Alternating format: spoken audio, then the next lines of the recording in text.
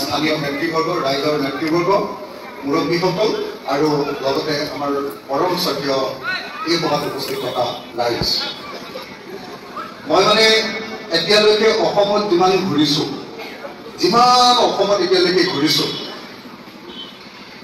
অসমত এতিয়ালৈকে যিমান আটাইতকৈ বেয়া ৰাস্তা দেখিছোঁ, তাৰ ভিতৰত আটাইতকৈ বেয়া ৰাস্তাকেইটা আপোনালোকৰ নাওবৈচা অৱস্থা।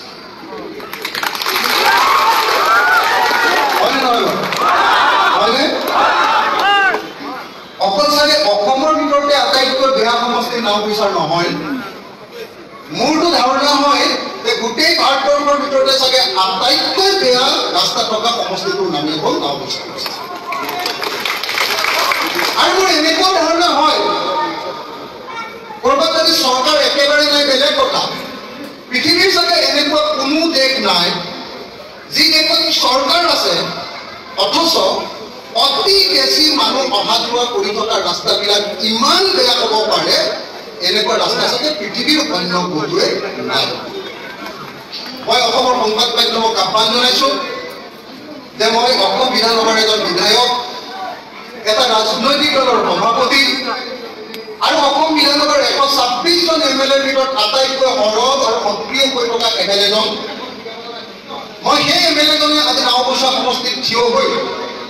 এই কথা দায়িত্ব সহকাৰে ক'ব খুজিছোঁ যে অসমৰ সকলো ঠাইতে, সকলো সমষ্টিতে, গাঁৱে ভূঞে, নগৰে চহৰে, বাগানে চৰলৈকে আটাইবিলাক অঞ্চলতে মই ঘূৰিছোঁ, কিন্তু নাওবৈচা সমষ্টিৰ নিচিনা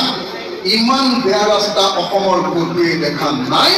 আৰু সেইকাৰণে মই ভাবোঁ যে নাওবৈচা সমষ্টিৰ ৰাস্তাৰ অৱস্থা চালে অসমৰ কিমান উন্নয়ন হৈছে এই কথা বুজিবলৈ আটাইতকৈ সহজ হৈ পৰে।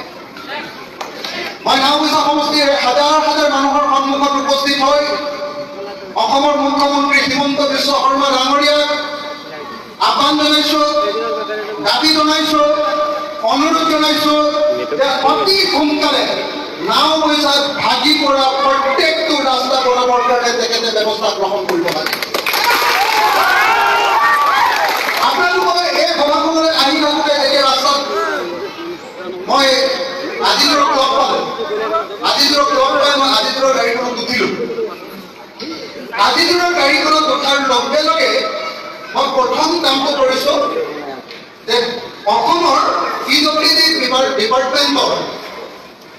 যিজন চিফ ইঞ্জিনিয়াৰ, মুখ্য অভিযন্তা, মই তেখেতলৈ ফোন কৰিছোঁ। তেখেতে কৈছে, ছাৰ কওকচোন কি কৈছে?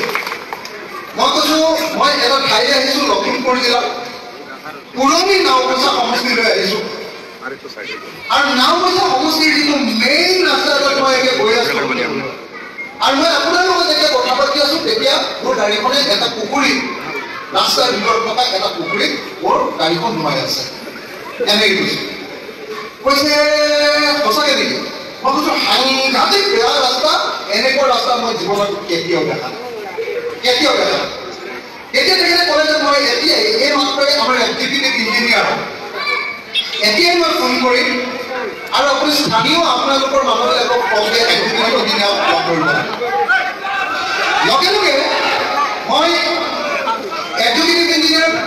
এই লগ ধৰাৰ কথা কোৱাৰ লগে লগে মই ক'লোঁ যে নহয়, এক্সিকিউটিভ ইঞ্জিনিয়াৰৰ পৰা লগ ধৰিব, মই নিজে গৈ আপোনাক অসমৰ PWD ডিপাৰ্টমেণ্টৰ হেড যিজন চিফ ইঞ্জিনিয়াৰ, মই আপোনাক নিজে লগ ধৰিব খোজোঁ। মই কৈছোঁ যে নাওবৈচা সমষ্টিৰ পৰা মোৰ লগত কেইজনমান নেতা যাব। মই তেওঁলোককো কৈছোঁ যে আপোনালোককো লগ,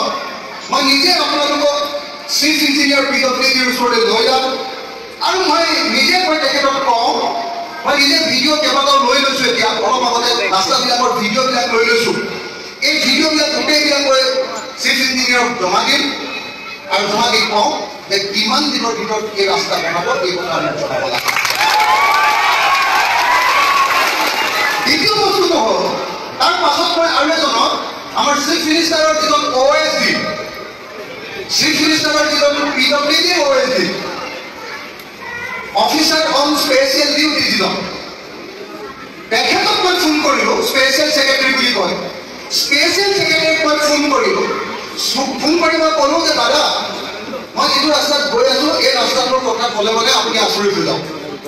মই ক'লো যে যিটো ৰাস্তাত গৈ আছে ৰাস্তা ইমান বেয়া তেখেতে যেতিয়া মোক লগে লগে কৈছে মই নিজেও শুনিছোঁ যে নাও পইচাত বহুত গণ্ডগোল হৈ আছে মই ক'লো যে অতি সোনকালে আপুনি এক্সিকিউটিভ ইঞ্জিনিয়াৰ তেখেতে কৈছে মই অতি সোনকালে লিষ্ট এটা ল'ম আৰু মই নিজে ব্যৱস্থা ল'ম মই কৈছোঁ যে মই অতি সোনকালে আপোনাৰ ওচৰলৈ গৈ আছোঁ দিছপুৰলৈ আৰু গৈ মই নাও পইচাৰ মানুহক লগত লৈ গৈ আপোনাৰ ওচৰত কমকৈ আৰু মই আপোনালোকক এটা কথা কৈ গৈছোঁ যে যদি চিফ ইঞ্জিনিয়াৰ আৰু স্পেচিয়েল ছেক্ৰেটাৰী লগ কৰাৰ পাছতো নাও পইচাৰ ৰাস্তা বনোৱাৰ কাৰণে যদি ব্যৱস্থা নলয় তেতিয়াহ'লে মই আৰু ৰাইজৰ দল ইয়াৰ বিৰুদ্ধে ব্যাপক প্ৰতিবাদ কৰিম আপুনি সকলোৱে জানে যে ইয়াত আমাৰ এজন মিত্ৰ দলৰ বিধায়ক আছে সেইকাৰণে মই বেছি টানকৈ একো ক'ব নোৱাৰোঁ আমাৰ মিত্ৰ দলৰ বিধায়ক কাৰণ আমি বিজেপি কৰোৱাবৰ কাৰণে কংগ্ৰেছৰ লগত একেলগে আগবাঢ়ি আছোঁ কিন্তু মই এটা কথা ক'বই লাগিব নাও পইচা সমষ্টিলৈ অহাৰ পাছত মই ক'বই লাগিব যে আপোনালোকৰ বিধায়কজনে আপোনালোকৰ সমষ্টিৰ ৰাইজৰ যি দায়িত্ব সেই দায়িত্ব তেখেতে গ্ৰহণ কৰা নাই মই ক'বই লাগিব যে মোৰ সমষ্টিত যদি ৰাস্তা এনেকৈ থাকিলেহেঁতেন ইমান দিনে অতি কমেও মই 10 বাৰ হিমন্ত বিশ্ব শৰ্মাৰ ঘৰত গৈ অনশন কৰিলোঁ অতি কমেও 10 বাৰ মই হিমন্ত বিশ্ব শৰ্মাৰ যি অফিচ আৰু চৰকাৰী কোৱাৰ্টাৰ তাৰ সন্মুখত গৈ মই নোখোৱাকৈ বহি থাকিলেহেঁতেন যেতিয়ালৈকে মোৰ এই ৰাস্তাবিলাক বনাম বুলি তেওঁ লিখিতভাৱে কৰিছোঁ মই কংগ্ৰেছ দলৰ সেই বিধায়কজনক আহ্বান জনাওঁ আমাৰ সহযোগী বিধায়ক মই তেখেতক আহ্বান জনাওঁ নাও পইচা সমষ্টিৰ বিধায়ক মই নামটো ল'ব খোজা নাই মই তেখেতক আহ্বান জনাওঁ যাতে তেখেতে যদি বিৰোধী বিধায়ক হয় মইতো বিৰোধী বিধায়ক মোৰ সমষ্টিটো ইমান বেছি ইয়াত যাবলৈ দিব পৰা নাই মই দিয়া নাই মইতো কোনটো ৰাস্তাত ক'ত বনাব লাগিব মোৰ তালিকা মতে শিৱসাগৰত হ'বই লাগিব যদি মোৰ তালিকাত নকৰি মানৱ ডেকাৰ লগে যদি নাও পইচাৰ সমষ্টি হয় বা আপোনালোকৰ এমপি কি নাম প্ৰধান বৰুৱাৰ বাবে যদি নাও পইচাৰ ৰাস্তা বনাবলৈ হয় তেতিয়াহ'লে মই প্ৰধান বৰুৱা আৰু মানৱ ডেকাকো ভাত খাবলৈ নিদিম এইটো একদম খাৰাং আছে চৰকাৰ ৰাইজ মই আপোনালোকক আহ্বান জনাওঁ মই 1 মাহমান মোক চেষ্টা কৰিবলৈ দিয়ক গুৱাহাটীত মই আপোনালোকৰ কাৰণে সকলো ৰাস্তাৰ কাৰণে আপোনালোকৰ 32টা ৰাস্তাৰ কাৰণে মই প্ৰথমতে মোক এবাৰ চেষ্টা কৰিম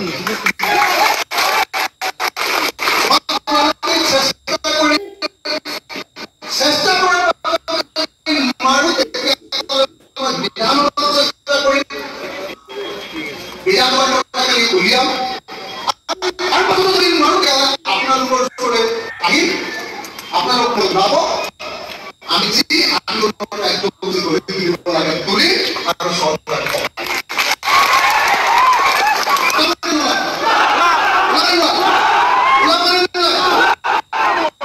হিন্দু মুছলমান খ্ৰীষ্টান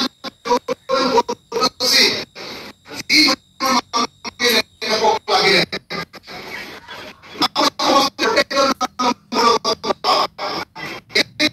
এনেকৈ ৰাস্তা পেলাই থব পাৰে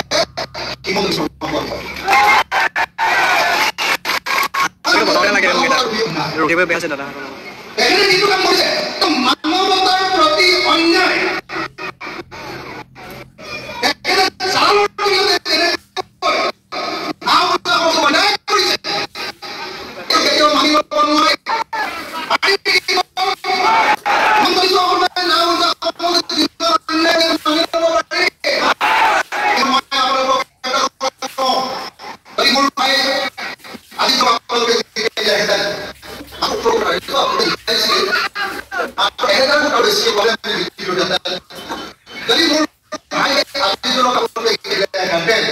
মই অন্তত এটা কথা ক'ব পাৰোঁ যে পৃথিৱীত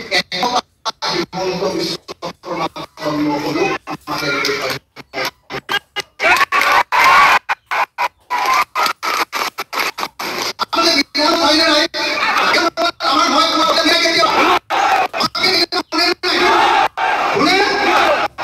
হিমন্ত বিশ্ব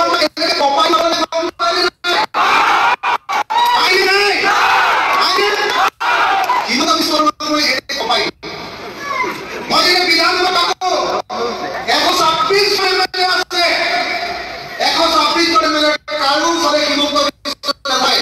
কেৱল মোৰ ফালে চাই।